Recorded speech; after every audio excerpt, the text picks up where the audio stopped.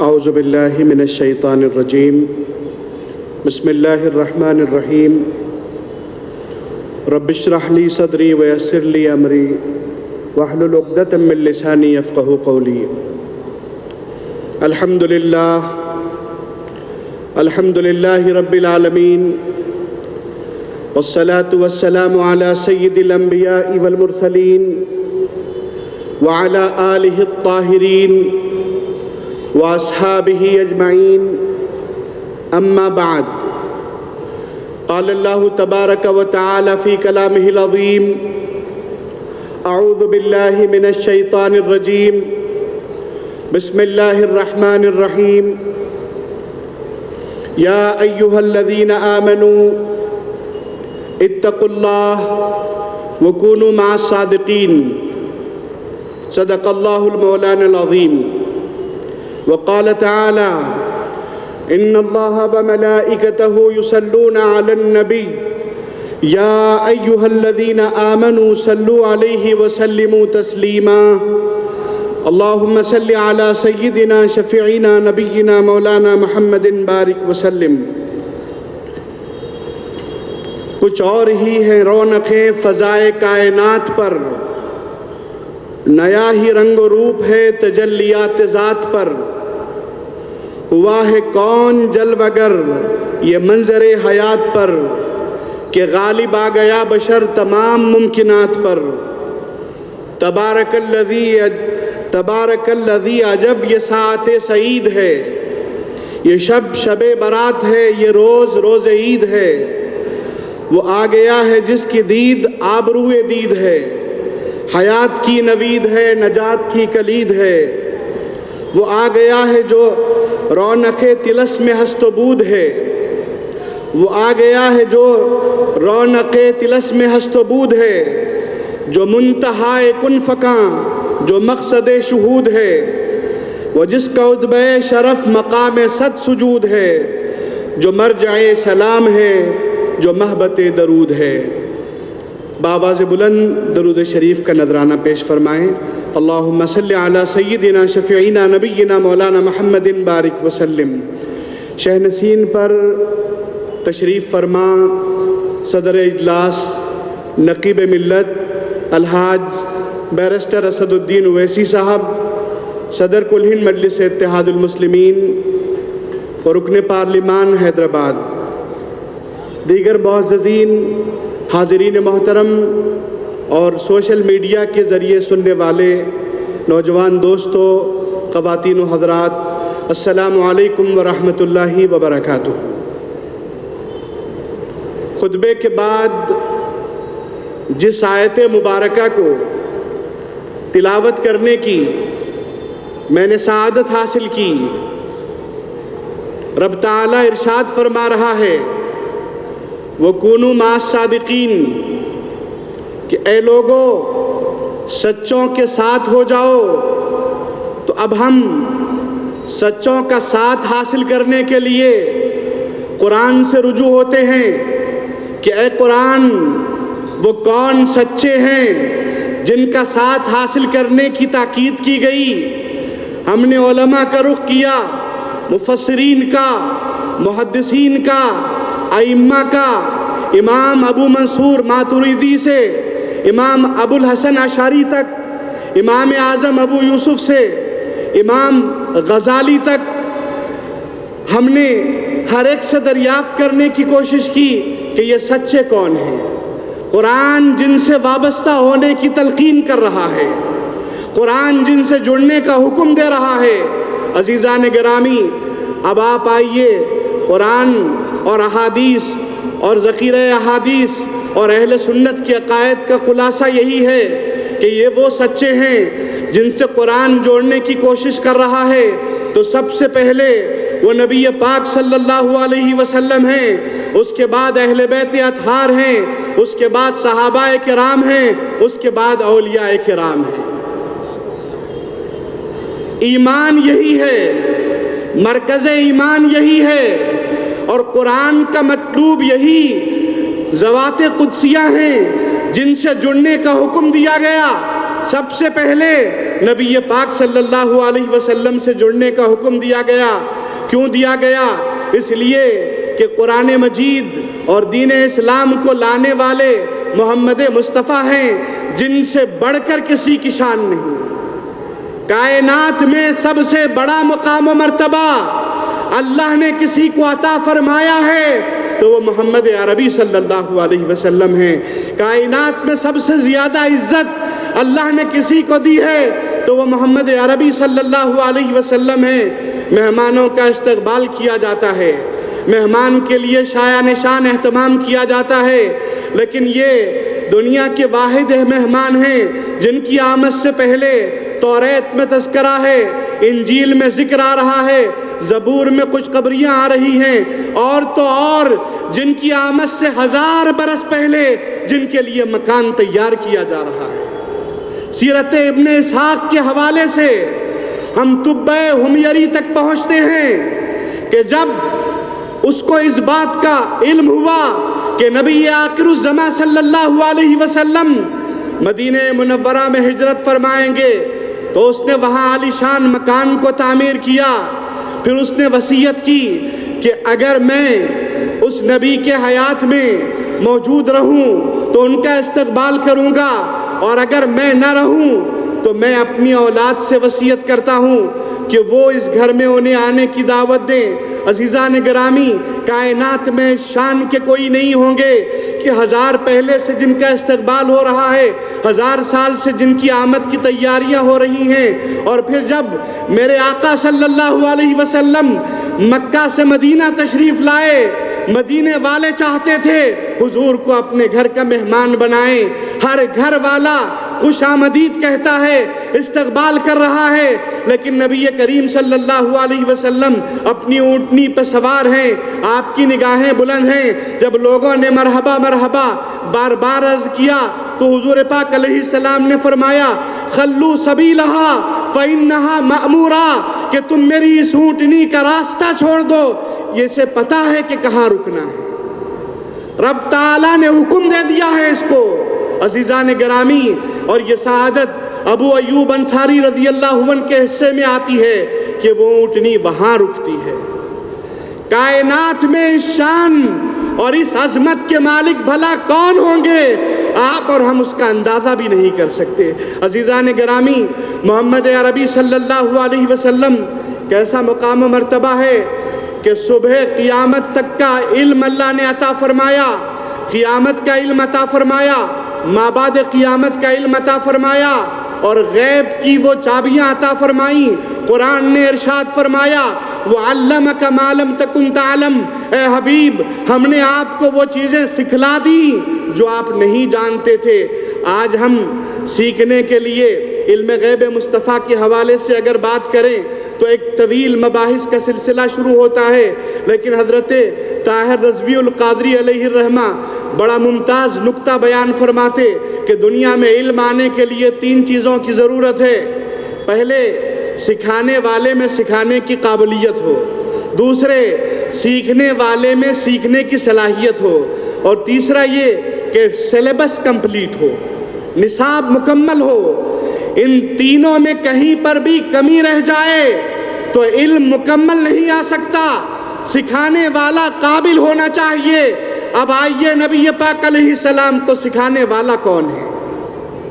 وہ ذات جس نے علمک ما لم تکن تعلم کا ارشاد فرمایا، وہ سکھانے والا ہے۔ کیا کوئی تصور کر سکتا ہے کہ اللہ کے اندر قابلیت کی کمی ہے؟ ہرگز نہیں۔ سیکھنے والے کون ہیں؟ محمد مصطفیٰ صلی اللہ علیہ وسلم انگلی سے اشارہ فرماتے ہیں، ڈوبا ہوا سورج پلٹ آتا ہے، اشارہ فرماتے ہیں، چاند 2 ٹکڑے ہو جاتا ہے، انگلی سے اشارہ فرماتے ہیں، درخت آپ کی بارگاہ ناز میں حاضری دینے لگتے ہیں۔ عزیزان گرامی، وہ عظیم نبی پاک علیہ السلام سیکھنے والے ہیں۔ کوئی کہہ سکتا ہے کہ آپ کے اندر صلاحیت کی کوئی کمی ہے؟ نعوذ باللہ، اگر کوئی سوچتا بھی ہے تو دائرہ ایمان سے باہر چلا جائے گا۔ سکھانے والی ذات خدا کی، سیکھنے والے مصطفیٰ، اور جو چیز سیکھی سکھائی جا رہی ہے وہ کیا چیز ہے؟ وہ قرآن مجید ہے۔ وَلَا رَطْبٍ وَلَا يَابِسٍ إِلَّا فِي كِتَابٍ مُبِينٍ، کوئی خشک و تر چیز ایسی نہیں ہے جس کا تذکرہ قرآن کے اندر موجود نہ ہو۔ عزیزان گرامی، آج کا مسئلہ ہے پانی کی قلت ہے، پینے کے پانی کو لے کر مسائل ہیں، لیکن نبی پاک علیہ السلام کس قدر آسان انداز میں 1400 برس پہلے، جبکہ پانی کی قلت کا تصور بھی نہیں تھا، فرماتے ہیں اگر تم نہر کے کنارے بھی وضو کر رہے ہو پانی کم خرچ کرنا۔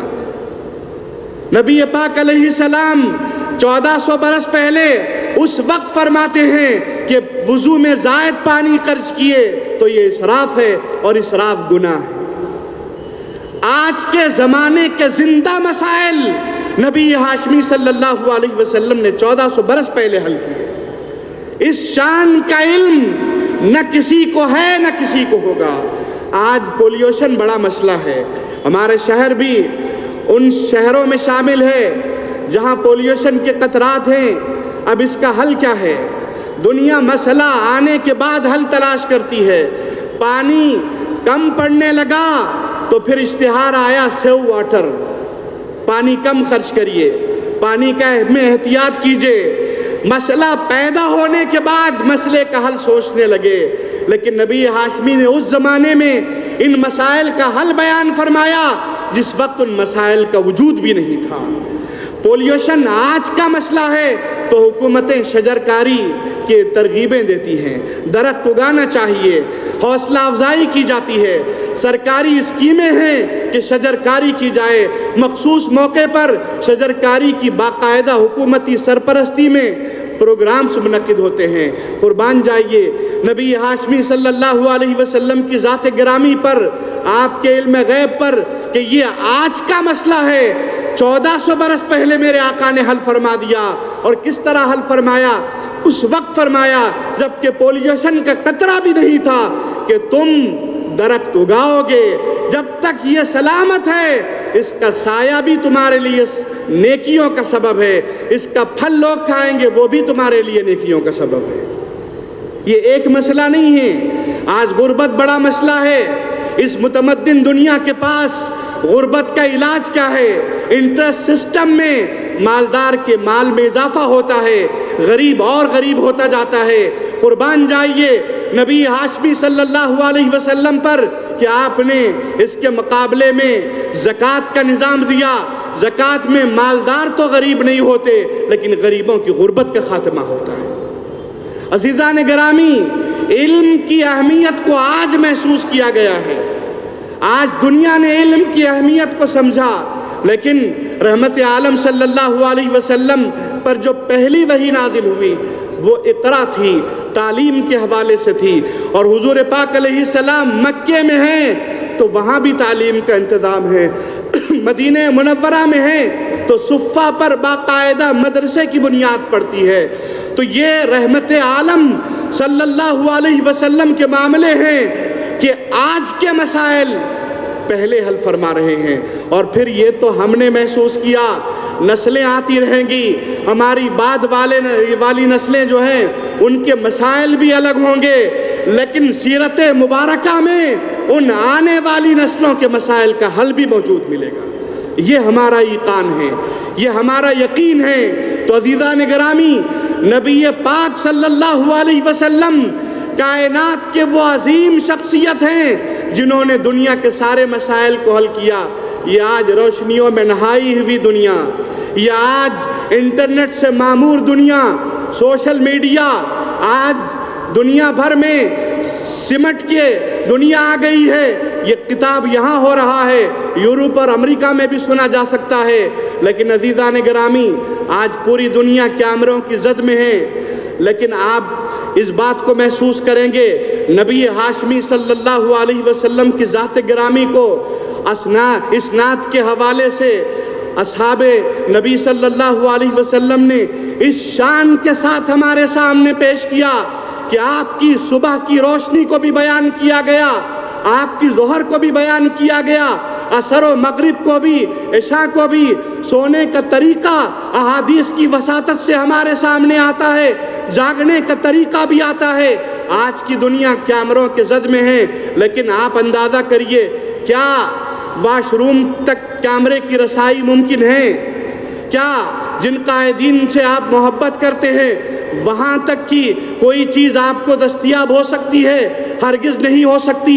لیکن ہم کو یہ کہنے میں فخر ہے کہ ہمارے نبی صلی اللہ علیہ وسلم نے غسل کا طریقہ بھی بتایا ہے، اور اس شان کے ساتھ محدثین اس کو بیان کرتے ہیں کہ نبی پاک علیہ السلام کی بے غبار سیرت صبح قیامت تک آشکار ہو کے رہتی ہے کہ ہمارے نبی ایسی عظمتوں کے مالک ہیں۔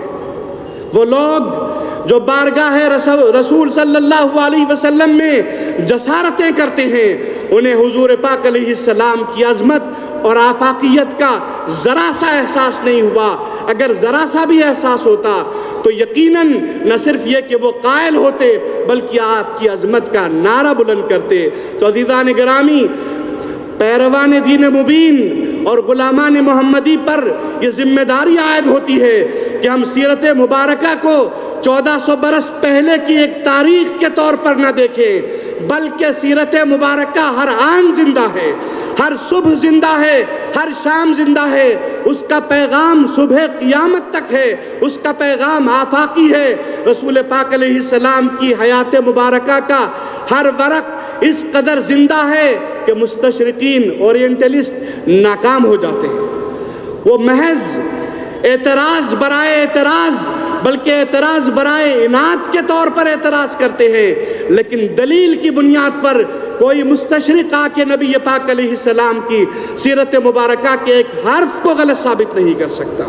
اور دنیا میں یہ مسلمانوں کا امتیاز ہے، یہ اہل اسلام کا امتیاز ہے۔ ہمیں ایسے قائد نصیب ہوئے ہیں، ایسے رہنما ہمیں نصیب ہوئے ہیں۔ ہمارے نبی علیہ السلام ایسے عظیم ہیں کہ ان کی سیرت مبارکہ کا ہر پہلو روشن ہے۔ ہاں، بعض لوگوں کو سمجھنے میں غلطیاں ہو سکتی ہیں، تو ہماری ذمہ داری ہے کہ ہم سیرت کے اوراق کو عام کریں۔ میلاد مبارکہ کے ان خاص مواقع پر ضرورت ہے کہ ہم حضور پاک علیہ السلام کی حیات کو برادران وطن تک عام کرنے کی کوشش کریں۔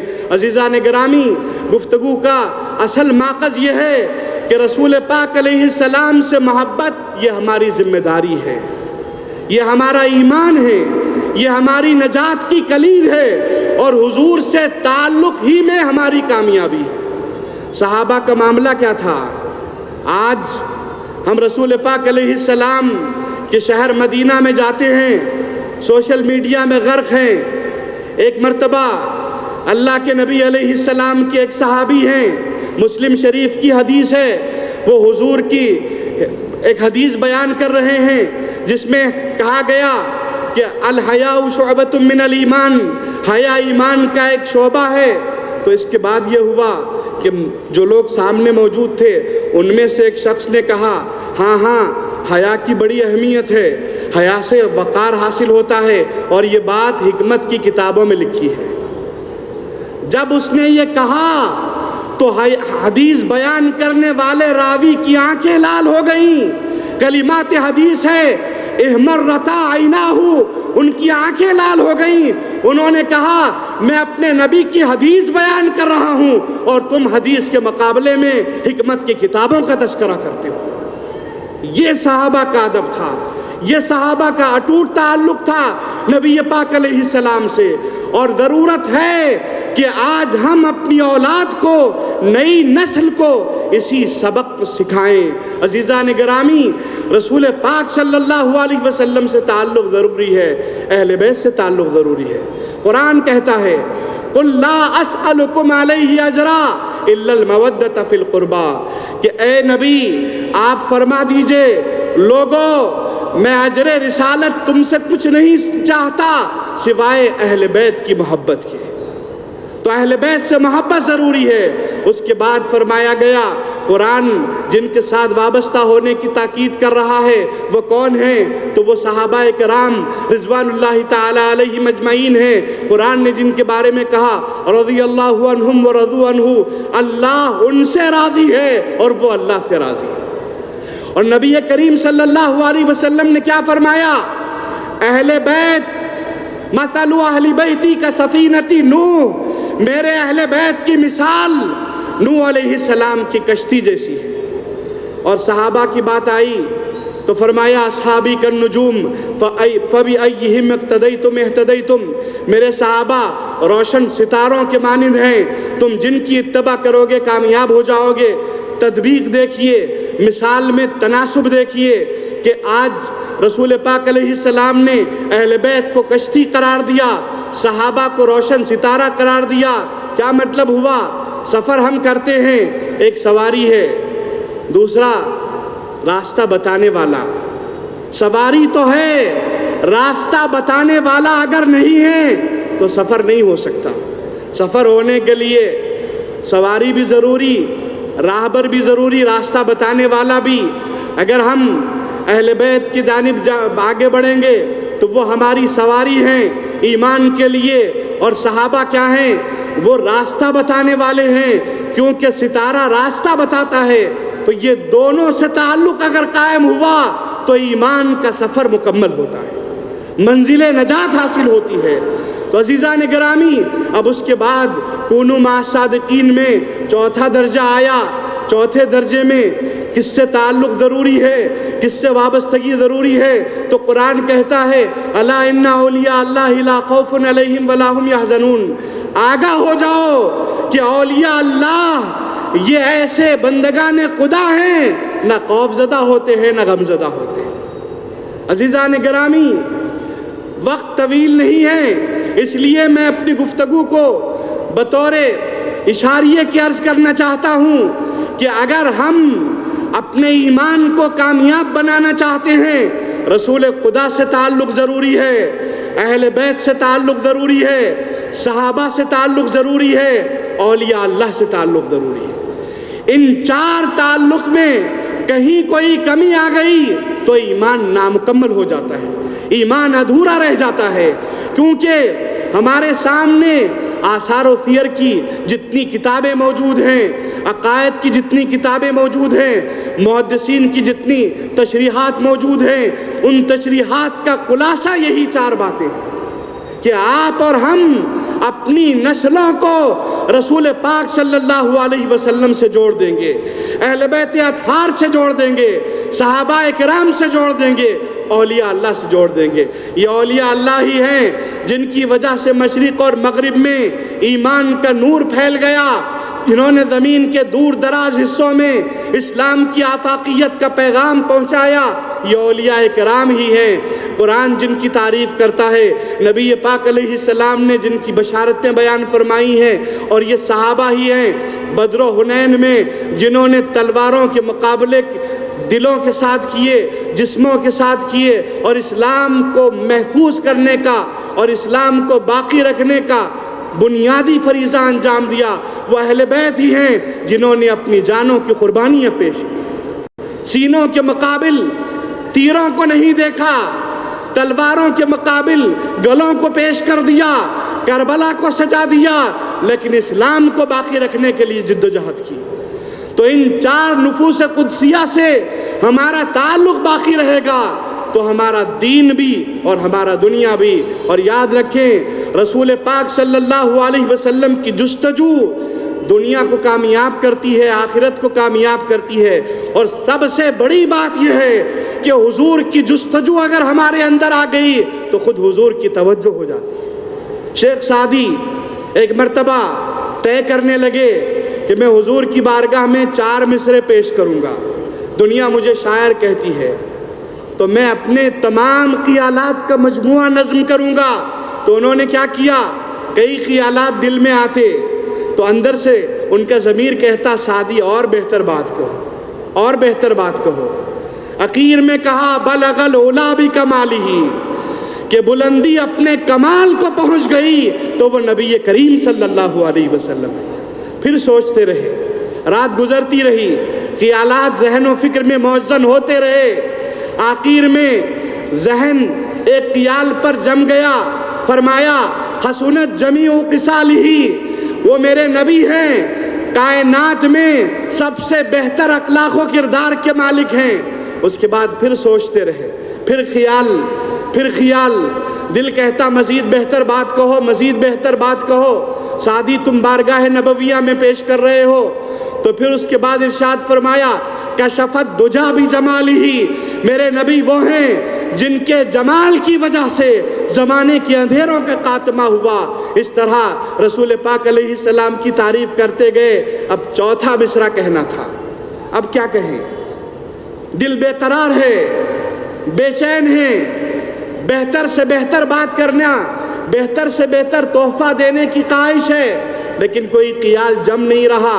اسی بے قراری میں نیند آ گئی، اسی بے قراری میں جب نیند آ گئی تو اچانک کیا ہوا؟ آنکھیں بند ہو گئیں، مقدر کھل گیا، رحمت عالم صلی اللہ علیہ وسلم خواب میں تشریف لائے۔ سعدی کی آنکھوں سے آنسو جاری ہو گئے۔ حضور نے فرمایا سعدی کہو کیا کہتے تھے؟ کہنے لگے بلغ العلا بکمالہ کشفت دجا بجمالہ حسنت جمیع خصالہ۔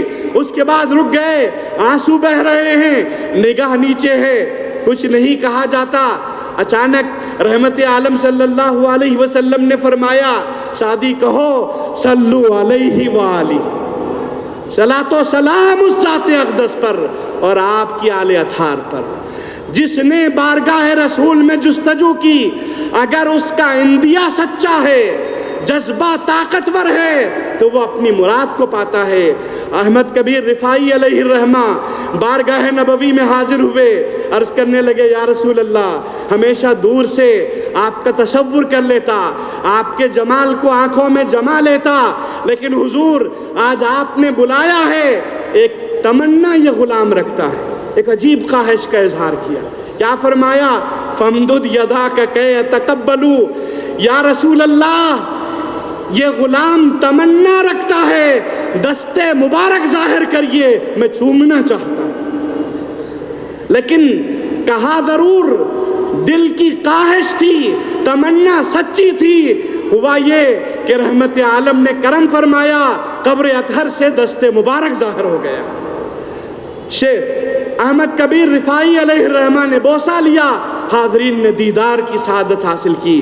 تو عزیزان گرامی، اسی لیے شوق صاحب نے کہا کہ سوئے طیبہ یہ سمجھ کر ہے زمانے جاتے، یہ وہ روضہ ہے جہاں دل نہیں توڑے جاتے۔ آج سیرت مبارکہ کا پیغام یہی ہے کہ ہم اپنی اولادوں کو، اپنی نئی نسل کو، خواتین کو سیرت کے روشن اوراق سے واقف کروائیں۔ یہ میلاد مبارک کے جلسے، یہ میلاد مبارک سے منسوب جلوس اور یہ ساری سرگرمیاں اسی کا ایک حصہ ہیں۔ اور یاد رکھیے رحمت عالم صلی اللہ علیہ وسلم سے جو چیز منسوب ہے وہ ادب کا تقاضا کرتی ہے۔ جلوس رحمت عالم صلی اللہ علیہ وسلم کی ذات اطہر سے منسوب، آپ کی میلاد پاک سے منسوب ہے، تو وہ تقاضۂ ادب کرتا ہے۔ اور یہ وہ بارگاہ ہے کہ یہاں ذرا سی بھی ادبی ایمان کو اور انسان کو برباد کر دیتی ہے، دنیا و آخرت تباہ ہو جاتی ہے۔ اس لیے ہماری ذمہ داری ہے کہ جلسہ ہو کہ جلوس ہو یا کوئی بھی سرگرمی ہو، پاس ادب رہے اور صحابہ کرام کو اسلوب پیش نظر رہے۔ اسی بات پر اپنی گفتگو تمام کرتا ہوں۔ وصلی اللہ تعالی علی خیر خلقہ اجمعین والحمد للہ رب العالمین۔